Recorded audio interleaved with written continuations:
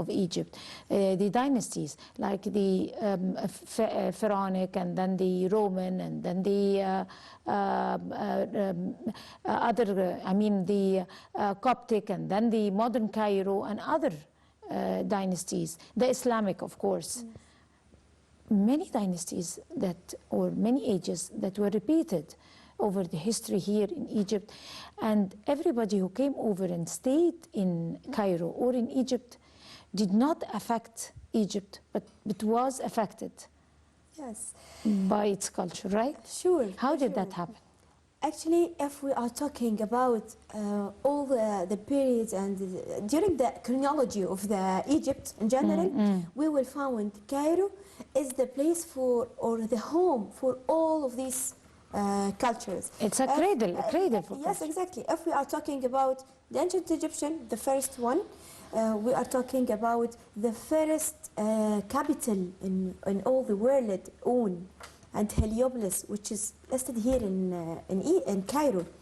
And if we are talking about the Greco-Roman, we have here in Cairo the Papillon fortress, was the most strong fortress of the Romans during all ages here in Egypt, and they are chosen the central place for it.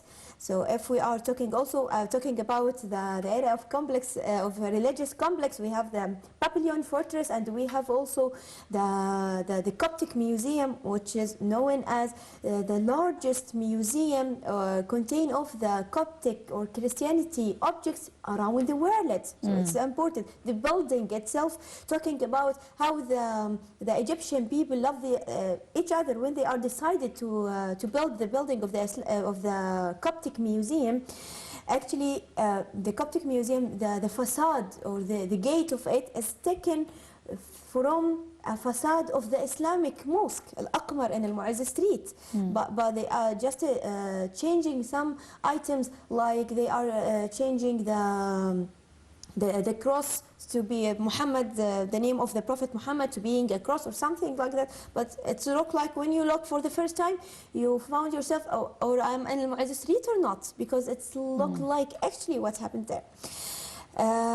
If we are talking, this is about the Romans. If we are talking about the Islamic and the modern Egypt, we have the amazing citadel, the Muhammad Ali Mosque too, the citadel of Salah ad-Din, which is till this moment it's considered as the most strategic place in whole Cairo. It contains many things and many sites talking about Egypt and talking about the modern Egypt too. We have one of the largest military museum around Egypt, or in the Middle East, which is the military museum there. Contain of talking about the military during all the ages.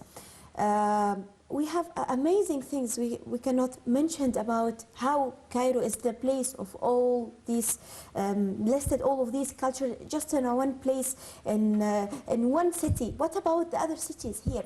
And as I mentioned before, this is our second time we was chosen by UNESCO to be the cultural of Islamic Museum capital.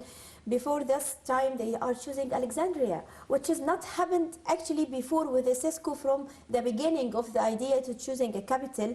Every 3 years about organization to make a mix about not only the culture of Egypt, or not only about the culture of Cairo, it's also about the other cultures and how we can mix, we can give you our experience here. And we need also to listen from you, why make this place is amazing, what you are doing. We are doing, for example, this handicraft by this way. What about yours? If you have something like that. So this is related to the heritage of Egypt, the intangible and the intangible at the same time. Everything here is amazing. If we are talking about the art, the architecture, the way of Egyptians themselves love their culture, and start to preserve it. All the time, we said the local community also playing a very important role to save the place, to save the intangible handicraft itself. Recently, also, one of the most amazing things. Egypt was added in the UNESCO an intangible heritage as the Arabic manuscript. The Arabic manuscript, we can find it in any place, especially if we are talking about the Islamic, or if we are talking about the Christian period, or if we are talking about many others. So we will find this Arabic manuscript decorated the walls, decorated the place. So it's important. The people who have this handicraft is rare nowadays, because this is started from long time ago, and during the time of machines and computers and those stuff, this handicraft start to be very rare. So we need also to keep the people, to save the people, and to save this handicraft, to learn it for many people. And this is the idea, or the vision for those conferences, for choosing those capitals, to learn the other cultures about ours. Right. You talked about manuscripting, you talked about handicrafts, even, and of course the statues and different languages, different civilizations in particular. Let's talk about the different civilizations. Probably, in addition to that, we proudly own 1/3 of the world monuments, and we own half of the world history. I mean, if we talk about our history, it's really very rich compared to any other country worldwide. But civilizations is something totally different. We have the biggest civilizations worldwide also. We have not only one civilization, but more than consecutive 4 or 5 civilizations that Egypt have passed through. Yes. So how is that? Actually, this is amazing thing, because when the people come here to Egypt and they try to be normal with the Egyptian people, you will find the Egyptian people want them to walking in the same way of their culture, of their civilization. So when the Romans and the Greek entered Egypt, they mixed the statues with each other. So they mixed the statue of the Greek and the statue of the Egyptian, and they create a different kind of Of course, and in addition to statues, also it's Yes. the music, the art, the Exactly. civilization, the trades, the beliefs, and everything. Even the food, the cuisine was for sure. added. Exactly. You can find complete, total districts in Alexandria, as if it's Greek. Exactly. So from this point, we have another point of view. When we have something, an art was appeared for the first time, a kind of decoration appeared for the first time in the Islamic world, in the Islamic art in Egypt. And we sometimes, when we enter all the churches, we will find this decoration in the church. So that means we didn't believe that, no, this is because this is Islamic, I will not take it in my religion or something. No, everything is mixed, because and at the end of the time, all of us, we are Egyptian. We love this, and we share everything related to culture, related to art, related to even the science, everything. Right, and we're going to go to a quick short break, and we'll come to continue talking about choosing Cairo as a cultural capital for the Islamic world. Welcome back. That is beautiful Cairo, and going back to the civilizations, different civilizations that Egypt have gone through. Too many civilizations that Egypt have added to, and they added to Egypt. But the beautiful thing, which also nourish the tourism, or attract tourists or visitors in general to Egypt, is that you can find difficult delicacies in Egypt. Not in the sense of food, but delicacies in the sense of civilizations. Yes. Cuisines, cultures, art, music, you know it, trades. We were talking about the Roman. Exactly. And or the Greek. Yes, exactly. And the mix they have that happened in that time. And if they are want to affect on us by their civilization or by their ideas, actually this is Even we have similar words now. yes, for sure, for sure. If we're going to any to any places, especially maybe we can mention Spain, for example, we have a lot of names, Arabic Arabic names. words That's from true. the Very much. exactly, and even the the art itself. We have a lot of places here when the architectures come to make a place or to start to make a place, they taking from all the world and they want to be here in the Egypt itself. So especially if we are talking about the modern Egypt and the Alawiya dynasty, they are want to give Egypt something new because they found all the architecture with the Mamluks and with the Islamic and with the Egyptian style in general, they wanted to add something. So they decided to bring the new style from Europe to be here in the land of Egypt. So in this time we can find the transaction in art by making the scenes from all the European cities and that's it. So the civilizations itself, and if we're talking about something different now, I mean, if the ancient Egyptian, they all the time they making their statues and they are special by building the great pyramids and this stuff. This idea was taken and it changed in the Greek-Roman period to being a statue more than free. We can create a small, more than details. We can see the difference between the Egyptian statues and the Greek statues, and the developing after that coming in the Coptic art or the Christian art. So they are using something called icons, which is special in that time. So the icons at that time. And if we are talking about the Islamic, if we stop at the Coptic, yes, the Coptic era, it's by itself, even if we only have the Coptic era, by its own right, it's huge and very rich. Yes. The path of the Holy Family coming over to Egypt could be enough for Egypt to take the title worldwide. Yes. And even the Ministry of Culture have, or together with the Ministry of Environment, have initiated that campaign of planting 1 million tree, planting the trees all over throughout the footsteps of the path of the Holy Family, starting from the starting point till the end. Till the end. So each stop by the Holy Family during the, that particular time has a story and has a history, and it was mentioned in many books and Bibles. And it's a place to visit in its own right, and it's sacred, and it's blessed. Yes. Many sure. things. What more can I say?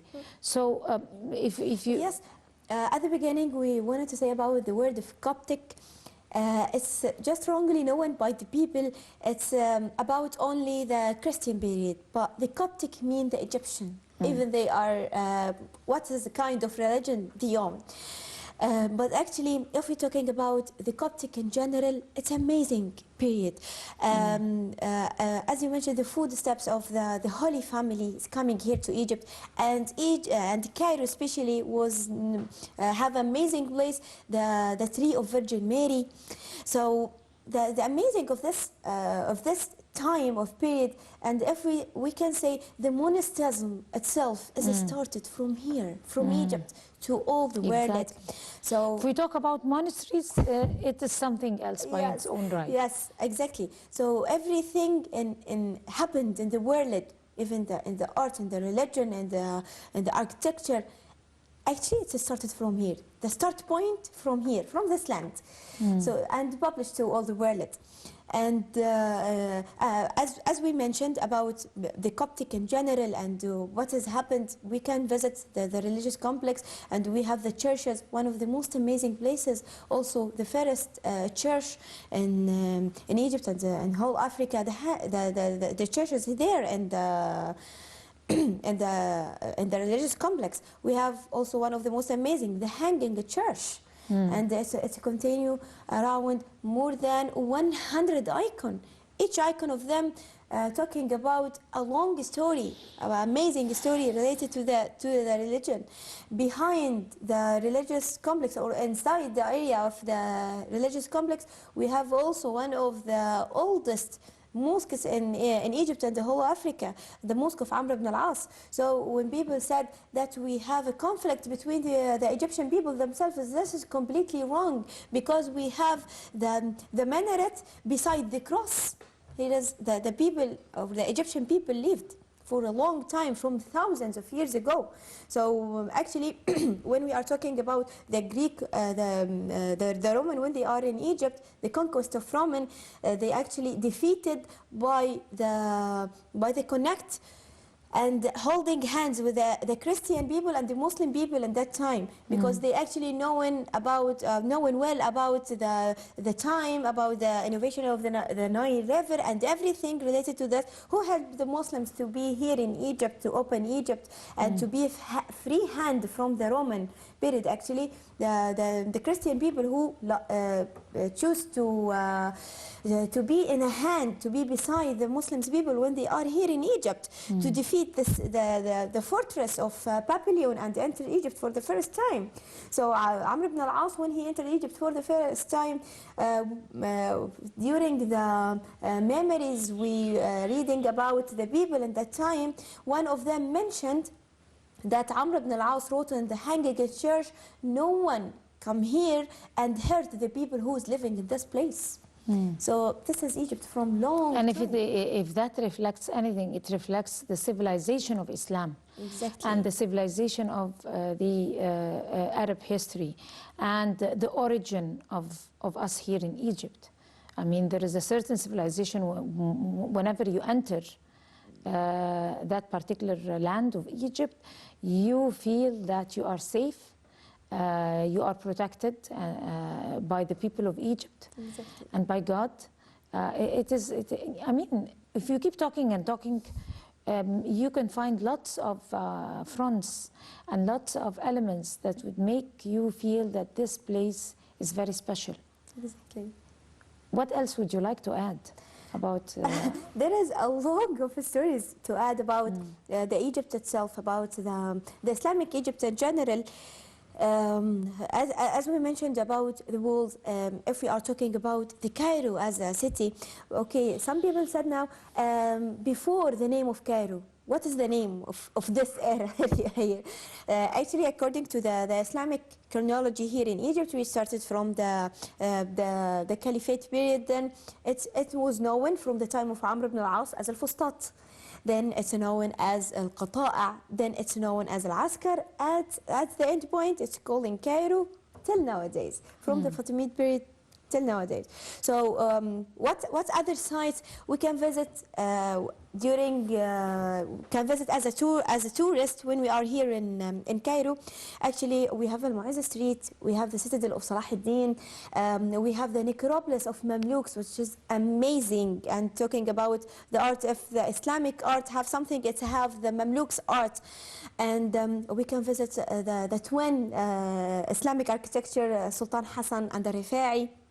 And what makes Sultan Hassan is in a special place as the fourth pyramid of Egypt, the art and the architecture inside, and it's contain of around 4 schools of the 4 dictorian of Egypt, housed more than thousands of students come from all the world to be here. And the mosque of Rifa'i, for sure, which is built by the mother of Khedive Ismail. And we have here also Al-Azhar. Right. How did we forget Al-Azhar? We were going to stop. My second stop was about to be about Al-Azhar and also the other minarets of education besides Al-Azhar. But Al-Azhar is the number one, first and foremost, minaret of education, fortress of education worldwide, not only in the Arab world. Yes. During your working in Al-Azhar, you will find some for science, for art, for foreign people from all the world come to learn the right the right meaning of Islamic religion from this place. If you are doing walking around to see how is the people respect the place and how the people is very helpful, they will tell you about what happened really, how is Islam. It's not like the people who want to do a bad view about the Islam or something like that. No, if you want to learn something right, go to the place or which is beginning of. So Al-Azhar in the time, the beginning of, and till this point, everything, if we need any problem or to solve any problem or something, we're going to Al-Azhar. And actually, it's not about Al-Azhar as a university to learn all kind of science around the world. It's also about the art and the architecture, about the people who's helping there, about the people who is selling everything related to the clothes, for example. There is amazing by its soul. So the soul in this place is kind The of spirit quiet. is so very Exactly, especially. And unfortunately, we ran out of time, but it has been one good episode to be able to take Egypt through a quick but comprehensive and precise look over the history of Egypt with all the civilizations that we have passed through. Rana Ehab, you are a heritage researcher, and would like to thank you so much. Thanks. And hopefully that we could meet again on another episode and take a closer look over the history of Egypt. For sure. Thank you so much, and all the best to you. And I guess this would bring us to the end of this edition of Windows on Current Affairs. Many thanks to all of you. Until we see you again next week, that's a goodbye.